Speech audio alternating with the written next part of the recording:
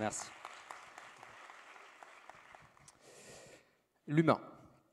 Alors, je pense que depuis le début de la journée, ce qu'on peut dire, et ce qui est peut-être quelque chose qu'on entend à chaque fois, en tout cas moi dans mon activité en termes de design de service public, on répète que l'humain est au centre de nos préoccupations, au centre du processus de réflexion et de conception. Aujourd'hui, je veux aller un peu plus loin avec un public plus avisé de designers sur le fait de se poser la question sur la place de l'humain, mais pas que. Sur la compréhension qu'on a de l'humain et spécifiquement dans sa tête, pourquoi il a tel ou tel comportement, pourquoi il fait tel ou tel choix et comment on peut coopérer avec d'autres pratiques, et ici scientifiques, pour aller plus loin.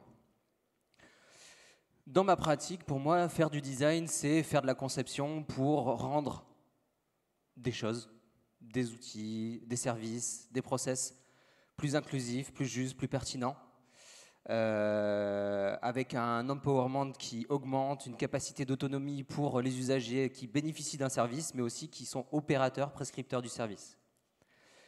Et derrière, ce dont on parle un peu moins quand on fait du service public, ou en tout cas de l'intérêt général, c'est le côté engageant de notre travail.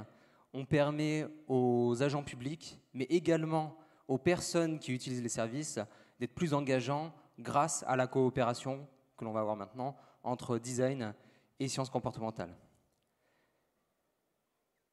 Les sciences comportementales, on le verra aussi tout à l'heure, permettent d'être plus performants, plus alignés et aussi d'augmenter la satisfaction client et prescripteur. Alors, ensemble, le design et les sciences comportementales contribuent à la création de comportements spécifiques et à la prise de décision.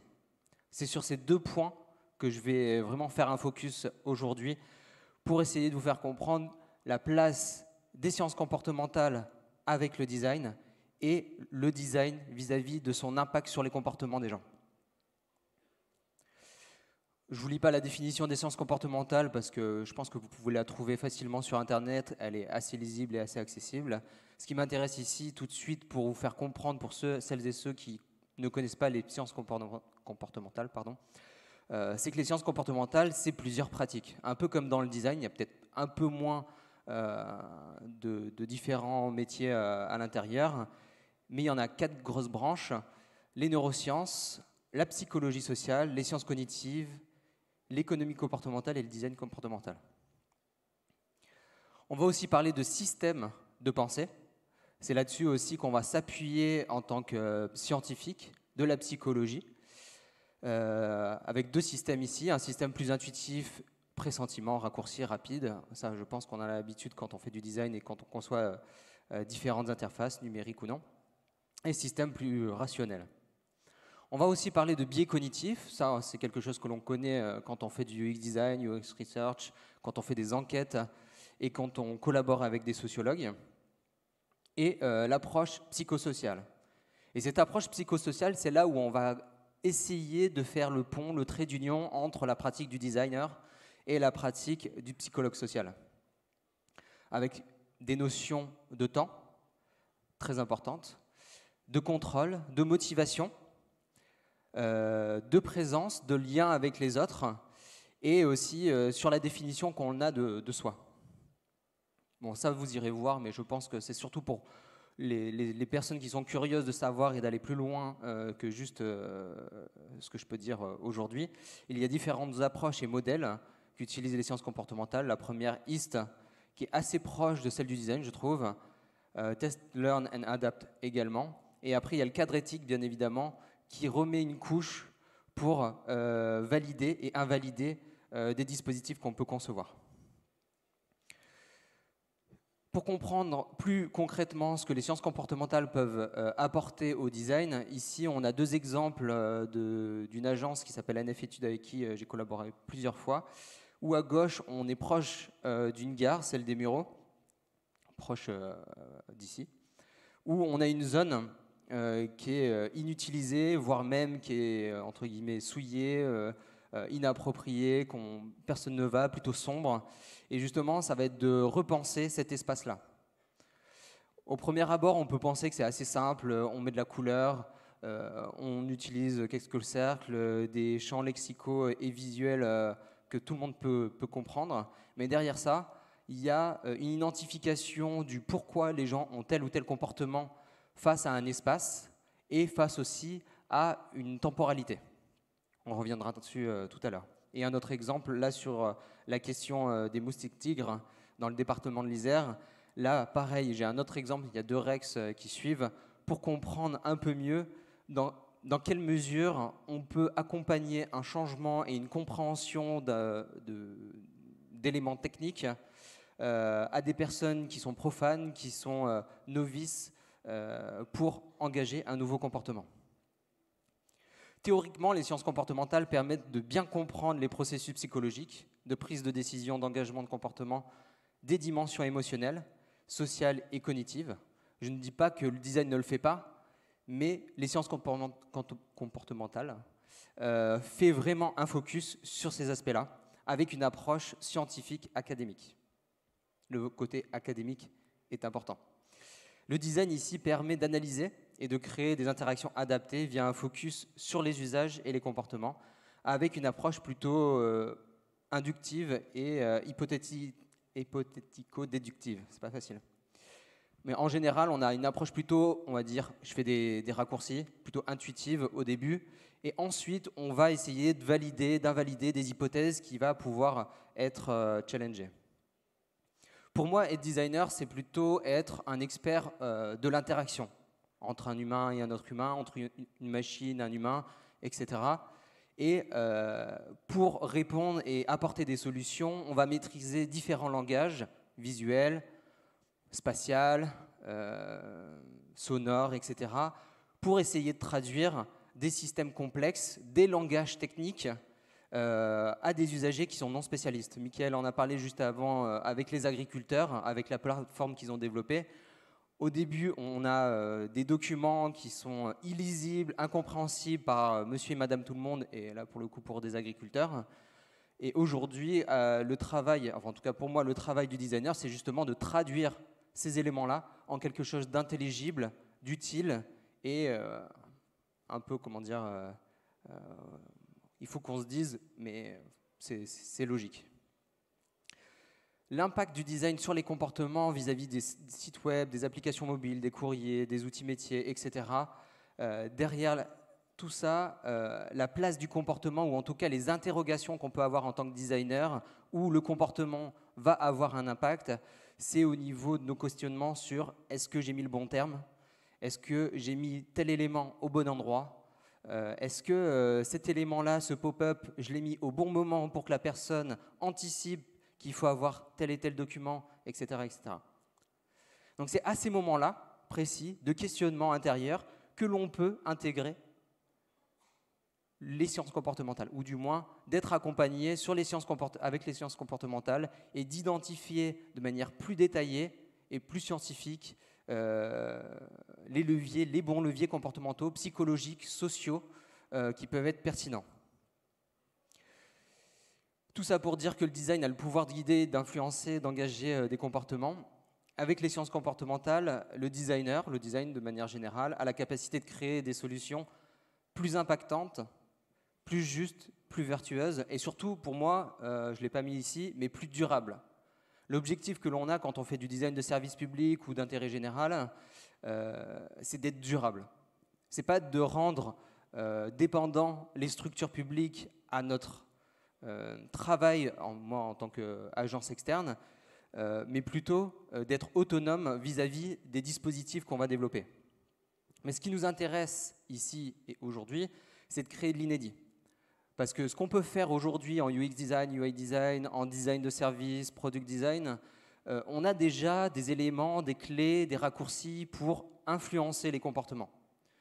Ce qui m'intéresse dans cette démarche et cette coopération entre design et sciences comportementales, c'est que l'on peut créer de A à Z des nouveaux modèles, des nouveaux dispositifs, des nouveaux leviers et cette traduction de leviers sur mesure, à n'importe quel moment, pour vraiment être sur une adaptation, peut-être pas 100%, mais pour s'y rapprocher. Et ça, c'est des verbatims que j'ai récoltés en travaillant avec des psychologues sociaux. Les sciences comportementales sans le design ne sert à rien, hors champ de la recherche, hein, on s'entend, car il n'y a pas de concrétisation. Et du côté du design, on a besoin des sciences comportementales pour définir précisément les leviers qui impactent durablement les publics ciblés.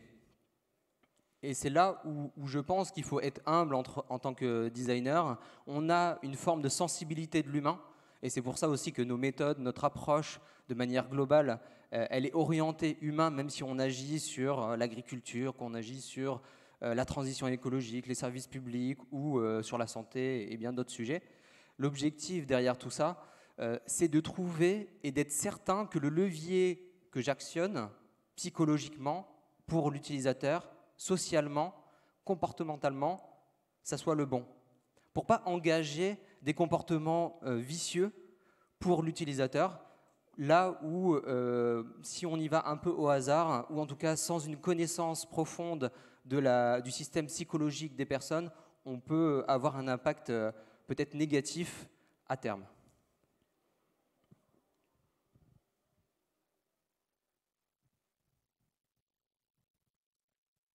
Alors le premier axe, c'est sur le parc naturel régional des Baronnies provençales. La demande initiale, c'était d'amener les sciences comportementales comme un outil de modification des comportements dans les espaces naturels protégés, sur 2 sites différents, avec des publics, avec des problématiques très différentes et des enjeux de protection également très différentes.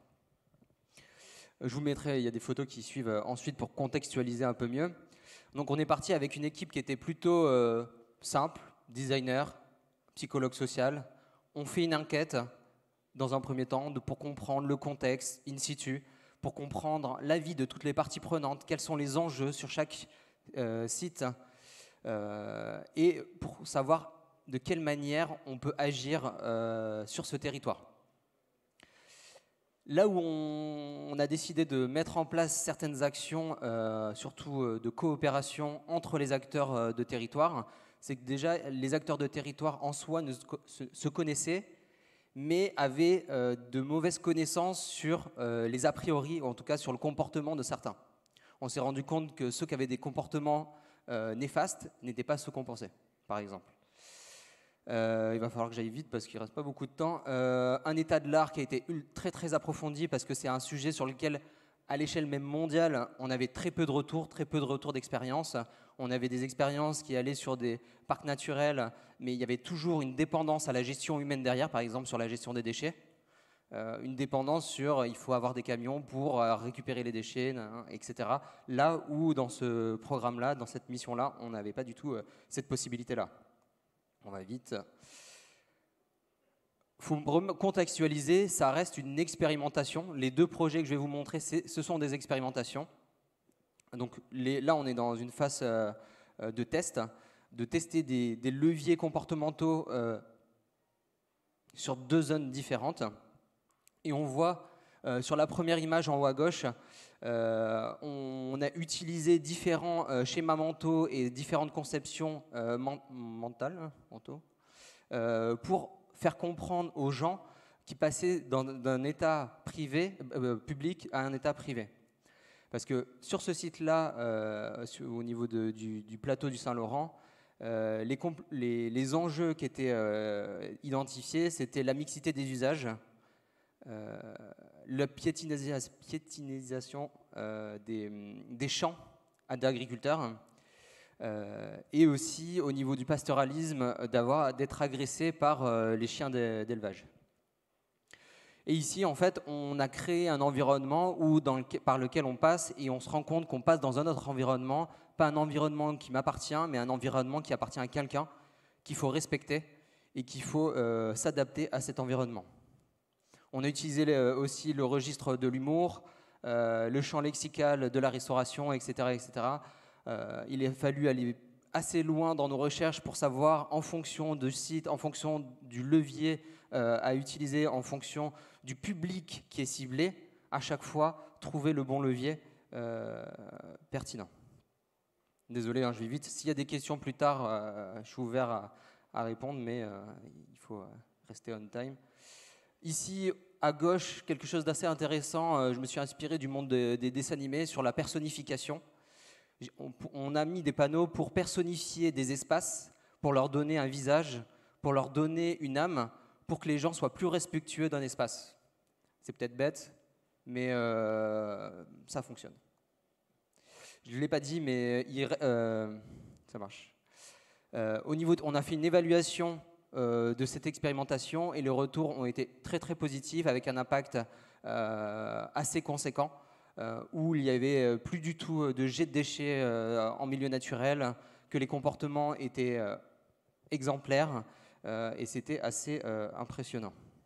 On va un peu plus loin. Rex numéro 2. Donc, le premier, c'était des sciences comportementales qui utilisaient des modèles de nudge. Peut-être que certains d'entre vous connaissent. Nudge, c'est coup de pouce, tout simplement.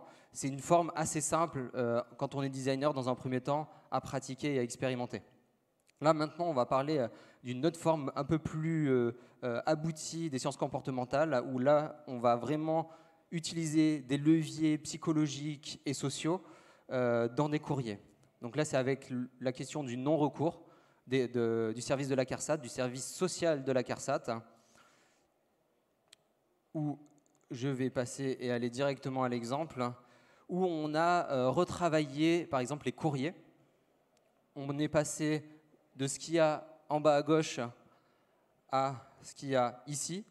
Vous allez me dire, peut-être d'un point de vue graphique, c'est pas terrible la nouvelle version, mais en connaissant les contraintes de la charte graphique, les contraintes d'outils métiers des personnes qui gèrent la mise en page, les messages, les visuels de la CARSAT, c'est énorme. Donc, ce qui est important ici, c'est de comprendre qu'à chaque fois qu'on refait un courrier, on identifie des leviers comportementaux, par exemple activer un sentiment d'engagement, montrer la diversité des situations, activer un effet de dotation, proposer une projection dans l'avenir pour que les personnes comprennent quelles sont les étapes à franchir avant de passer à l'acte. Et tout ça, c'est des choses qui existent dans des applications comme Blablacar, comme Doctolib, comme tout ça. Mais dans les services publics, c'est quelque chose qui n'est pas vraiment pratiqué. Voilà. Peut-être que je suis allé un peu trop vite au final. En dessous, la grande barre colorée, c'est un outil métier pour les assistantes sociales et les secrétaires des assistantes sociales qui leur permettent, en fonction du public à quel elles s'adressent par téléphone et en fonction du discours des personnes, de comprendre de manière plus détaillée la situation et l'état émotionnel de ces assurés et en fonction d'engager un discours, un comportement et des leviers comportementaux adaptés. Donc là, c'est un outil métier au final qui a été vraiment réintégré et tous les courriers que vous voyez, à la base, c'était une expérimentation régionale dans la région du Rhône, hein, Rhône-Alpes, qui aujourd'hui vont être nationalisés. Je ne sais pas si ça se dit, mais vous me comprenez.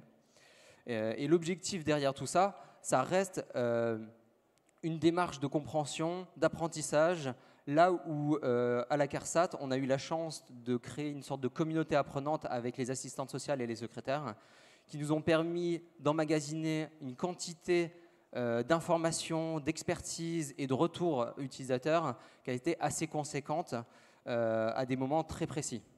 C'est d'ailleurs elles qui ont permis l'écriture de tous ces documents-là.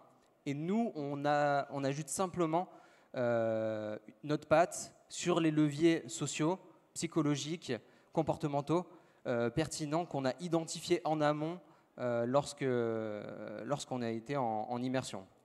Bon, je suis passé très vite, je pense qu'il y a des éléments peut-être qui sont passés à la trappe. Et pareil, ici, on a fait une phase d'évaluation qui a été très prometteuse, où le non-recours a diminué de manière relative mais plutôt positive, parce que la phase d'évaluation a été assez réduite par rapport au timing du projet. Mais en tout cas, c'était assez prometteur et c'est pour ça que la CARSAT a décidé de déployer tous ces outils. Il y a d'autres outils, SMS, mail, etc., qui ont été développés, je ne les montre pas ici. Et tout ça dans une logique de parcours utilisateur. Bon, c'est la fin apparemment. Merci.